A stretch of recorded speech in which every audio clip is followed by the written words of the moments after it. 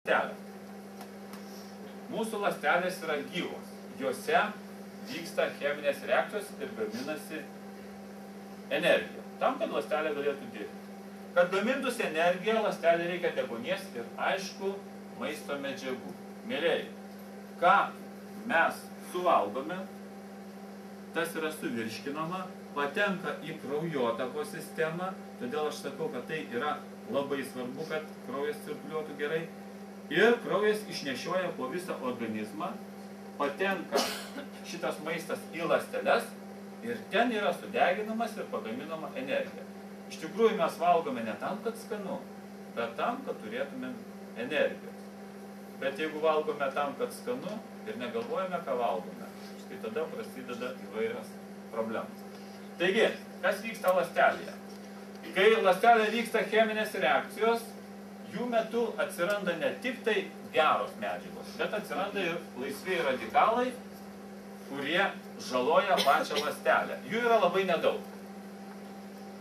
Ir organizmas yra labai tokia gudri mašina. Ji iš karto gamina fermentą, kuris paima ir neutralizuoja laisvųjų radikalų poveikį ir jo kaip ir nėra. Bet, čia yra vienas bet. Yra kenksmingi veiksniai. Pradėsime vardinti. Stresas. Mėlėjai, stresas yra tikrai labai blogas dalykas. Jo metu susidaro labai daug laisvųjų radikalų. Toliau, ne tik tai stresas, bet ir rūkymas, piktnaudžiavimas alkoholiu, neteisinga mityba ir maisto produktai, kuriuose nėra pakankamai medžiagų, papildomai išmeta laisvųjų radikalų kiekį. Dar daugiau. Ir tada organizmas jau nesugeba pats apsiginti nuo laisvųjų radikalų. Dėl to, kad jų yra per daug. Tiesiog negali su jais kovoti. Kai žmogus turi daug laisvųjų radikalų, tada atsiranda štai tokios ligos. Dėl to, kad žalojamos ląstelės. Tiesioginis ryšys yra tarp vėžio, tai yra pirmoji vietoj, širdies infarkto, insulto, kataraktos ir artritų, tai yra sąnarių uždegimų. Jums paprastas pavyzdys. Tie žmonės, kurie dirba stresinį darbą, dažnai vyresniam amžiui, netgi 40 metų sulaukia, serga lęšiuko drumstimi katarakta. Tai yra dėl ko? Dėl to, kad susidaro labai daug laisvųjų radikalų ir sudrumsčia akies lęšiuką. Tai yra tiesioginis ryšys tarp laisvųjų radikalų. Bet aš sakiau, kad mes turime vieną labai gerą produktą. Tai Agile Exo. Ką jisai daro ląstelė ir kaip jisai veikia? Kad mes galėtume naudoti jį būtent tam, kad nebūtų pažeistos mūsų ląstelės. Taigi Agile Exo neutralizuoja susidariusius kenksmingus laisvuosius radikalus dėl to, kad yra stresas, yra ultravioletiniai spinduliai, yra soliariumai. Beje, grįžę iš soliariumų būtinai netgi privalote išgerti vieną arba prieš einant pakuotę Exo. Kodėl? Dėl to, kad kas yra soliariumas? Ultravioletiniai spinduliai ir daug laisvųjų radikalų patenka į jūsų organizmą. Nepamirškite to, bent jau prieš arba po būtina išgerti Exo. Taigi, poveikis į ląstelę. Dar kartą noriu paaiškinti, kaip veikia Agile Exo. Turime ląstelę. Čia padidinau labai svarbią ląstelės struktūrą. Apvalkalą. Kiekviena ląstelė turi apvalkalą. Ir kai ląstelė yra sveika, tai tos medžiagos, kurios neturi patekti ją, jos ir nepatenka. Jos kaip vanduo nuo žąsies atšoka. Dėl to, kad ląstelės apvalkalas yra tvirtas ir nepraleidžia medžiagų tų, kurių nereikia. Veikiant laisviesiams radikalams, ląstelės sienelėje atsiranda skylės ir daugelis medžiagų, kurios neturi patekti į pačią ląstelę, tiesiog laisvai ją patenka. Ir kas tada vyksta? Tada ląstelė žūsta. Bet yra ne viena ląstelė, jų yra daug mūsų organizme. Veikiant laisviesiams radikalams. Jų žūsta labai daug, susidaro žuvusios nekrotinės masės Ir tada dažnai mus ištinka liga. Įvairiausia. Katarakta, vėžys pirmoji eilėje, artritai ir taip toliau. Na ir žmogus suserga. Mėlėjai, o susirgęs žmogus turi ką? Vieną tikslą. Kokį? Pasakykit man. Pasveikti. Aš linkiu, kad jūs tokio tikslo niekada neturėtumėte. Kad jūs niekada nesirgtumėt ir kad nereikėtų galvoti apie tai, kaip pasveikti. Taigi, vienintelis tikslas, apie kurį aš sakiau. Pasveikti. Naudojant Agile Exo, va tas dalykas, kas pažeidžia mūsų ląstelės sienelę, virusai, laisvieji radikalai, veikiant Agile Exo, atstatoma ląstelės membrana ir ląstelė ima sveikti. Mėlėjai, aš jums paaiškinau ląstelių lygyje, tam, kad jūs žinotumėt, kaip veikia Agile Exo. Ir tada, aišku, žmogus tampa kitoks. Tampa sveikesnis, jo yra geresnė nuotaika, tada energija, kurią jis turi, eikvojama geriems dalykams, o ne tam, kad pasveikti. Kada naudojama Agile Exo?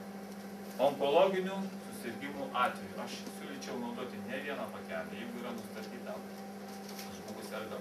Onkologinė liga reiškia, kad tų laisvųjų radikalų, jeigu mes galėtume matyti, žmogus tarsi švyti nuo jų. Tai yra jų labai didelis kiekis, todėl gerti 3-4 paketėlius per dieną. Aterosklerozė. Mėlėjai, veikiant laisviesiams radikalams, taip pat pažeidžiama kraujagyslių sienelė. Kartais būna taip, žmogus turi didelį cholesterolio kiekį. Didelį. Bet jo kraujagyslės būna švarios. Kodėl? O dėl to, kad jis turi mažai streso, mažai laisvųjų radikalų. Kai tik tie laisvieji radikalai veikia kraujagyslių sienelės, jos yra pažeidžiamos ir cholesterolis nusėda ten. Toliau tie žmonės, kurie stresuoja.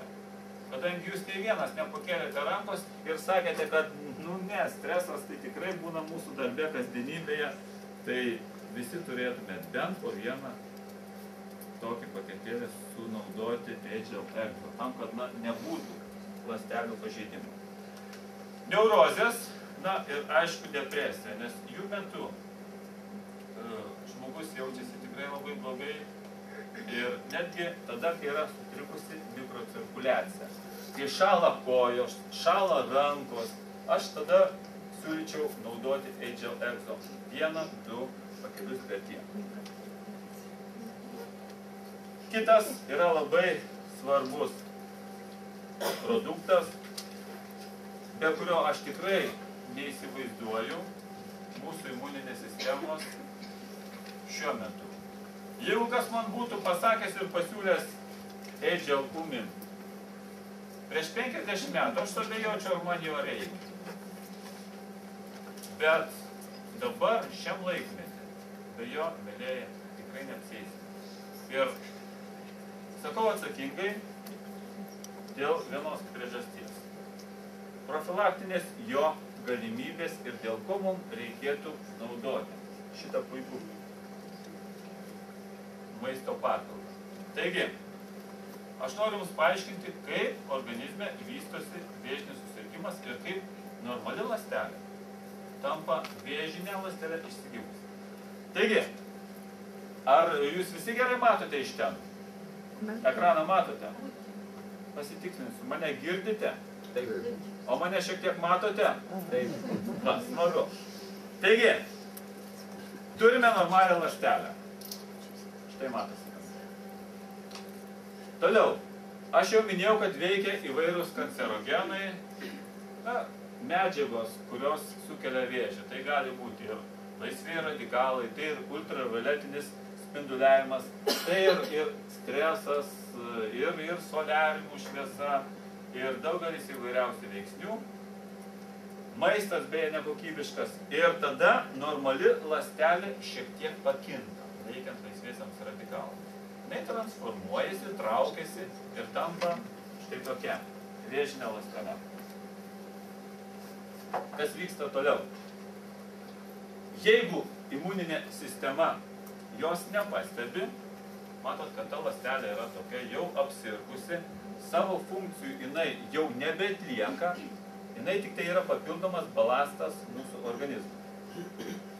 tada jinai toliau aktyvuojasi ir virsta tai, ką mes vadiname naviu. Tai yra vėžiu. Bet, mėlėjai, kodėl vieni žmonės susirga vėžiu, o kiti ne? Aš užduodavau visada savo klausimą. Mes jau užgimę turime vėžinių ląstelių, bet kitas numiršta 100 metų, kaip mano senelis, 103 amžinatilsį. Kiti miršta labai anksti nuo vėžio. Taigi, šioje sargyboje stovi mūsų imuninė sistema. Ir ką jinai daro? Ir ką mums reikia HL1? Ogi dėl to, kad šitas preparatas aktyvina imuninę sistemą ir tada imuninės sistemos veikimas tampa žymiai agresyvesnis, žymiai tvirtesnis ir greičiau suranda tai, kas yra organizme pakitę. Vėžinės ląstelės. Taigi aš bandau paaiškinti, kaip veikia imuninė sistema. Štai, kai atsiranda štai tokia ląstelė, kuri yra pakitusi, transformavusi iš kraujo, specialios imuninės ląstelės bėga, apžiūri kiekvieną ląstelę, suranda ir nustato, kad tai yra ne tokia kaip ir visos. Tada iš karto signalizuoja kitoms ląstelėms, kurios ima garsiai rėkti. Pavojus, radom svetimą organizmą, svetimą darinį. Tada ta informacija siunčiama toms ląstelėms, kurios jau imasi veiksmų. Jos yra agresyvios ir ieško to, kas yra svetimo organizme. Na, bėga prie tos ląstelės ir prasideda. Ją sunaikina. Labai gerai, kad taip veikia imuninė sistema. Reiškia, kažkurios ląstelės išsigimsta, bet imuninė sistema jas suranda ir sunaikina. Mėlėjai, aš minėjau, stresas, įvairios ligos labai nusilpnina mūsų imuninę sistemą. Patikėkit. Ir tada ne visada jinai spėja surasti daug esančių ląstelių, kurios yra pakitę.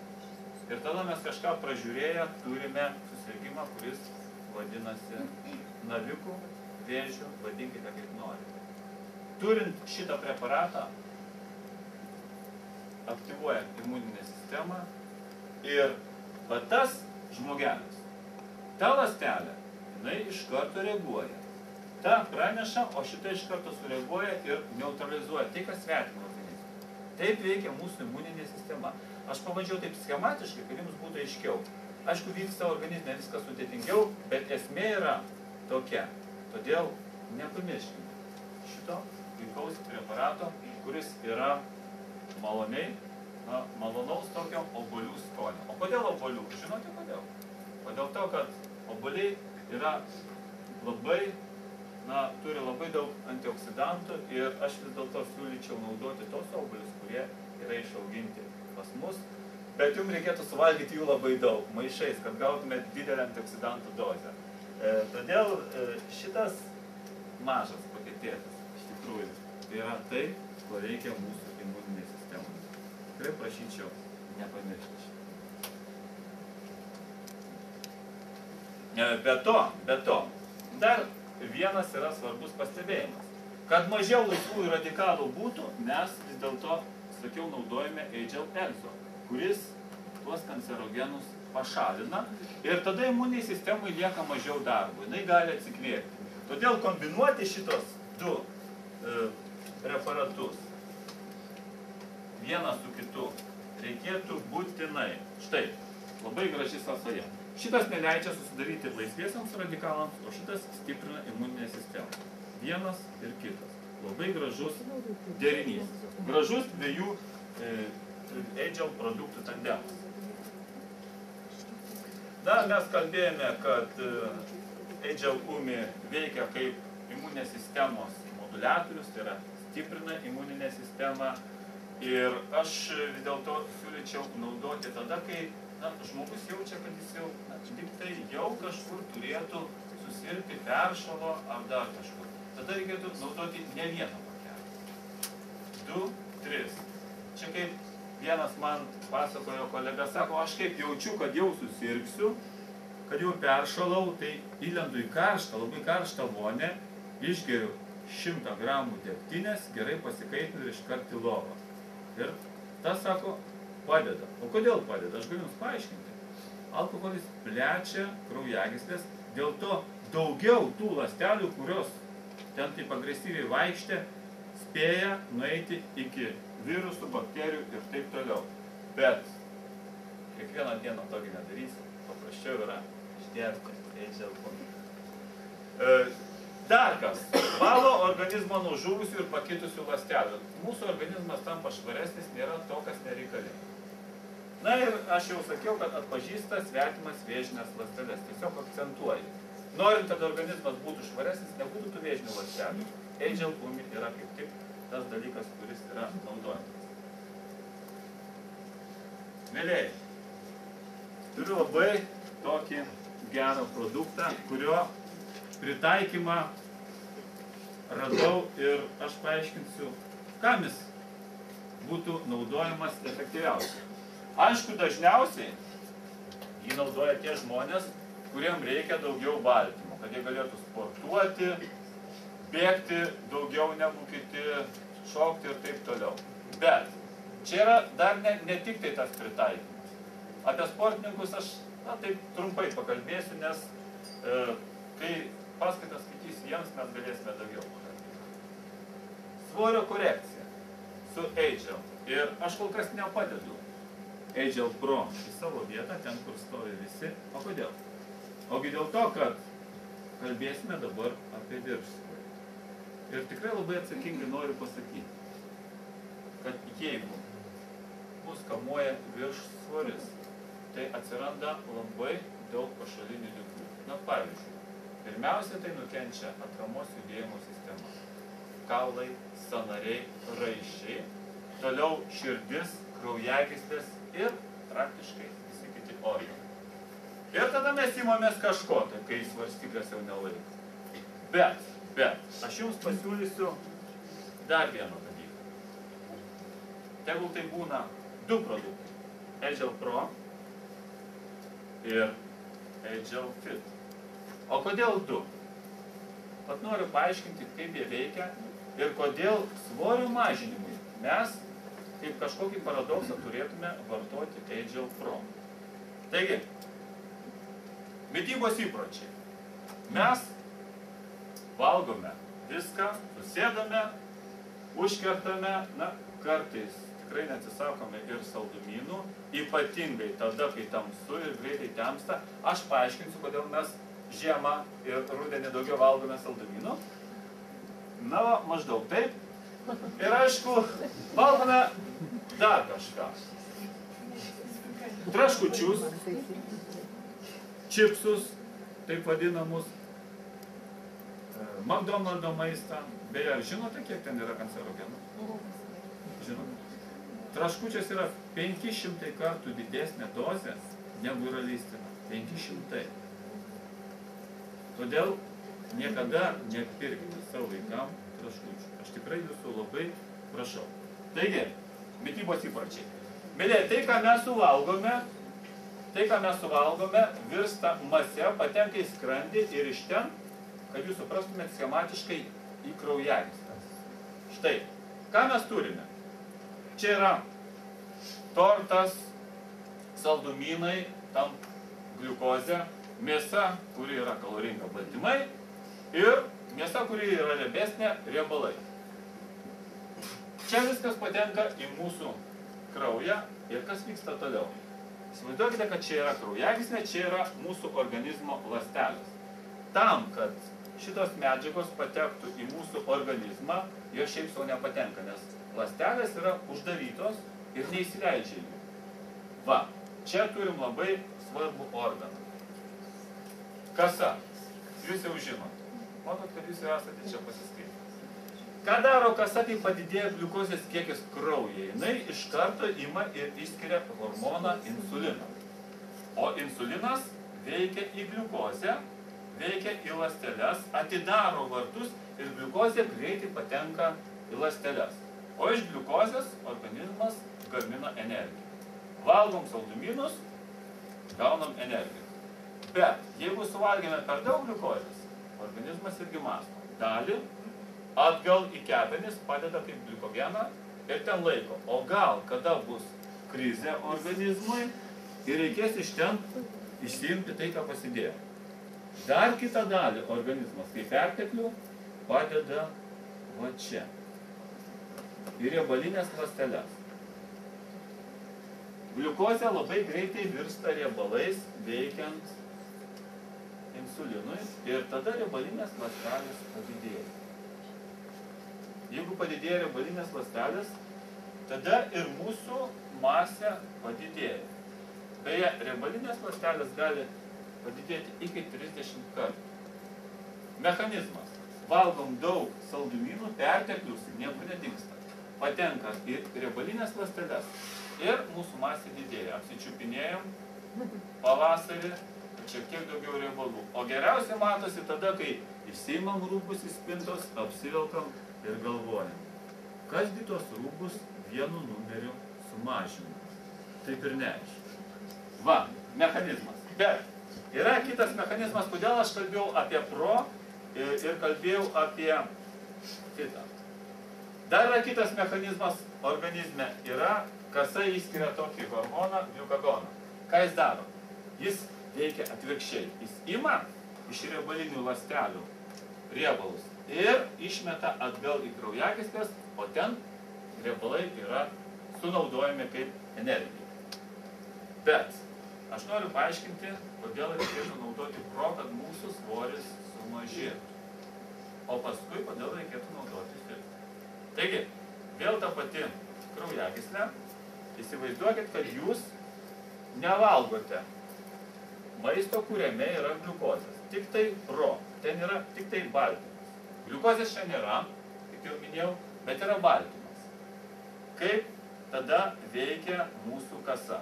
Kada gliukozės nėra, insulinas išsiskiria ar ne? Neišsiskiria, nes jam nėra dirgiklio. Vadinasi, insulinas neišsiskiria. Išsiskiria baltymai ir kadangi nėra insulino, nėra gliukozės ir riebalinės ląsteles niekas neatsideda. O mes gauname energiją iš baltymų.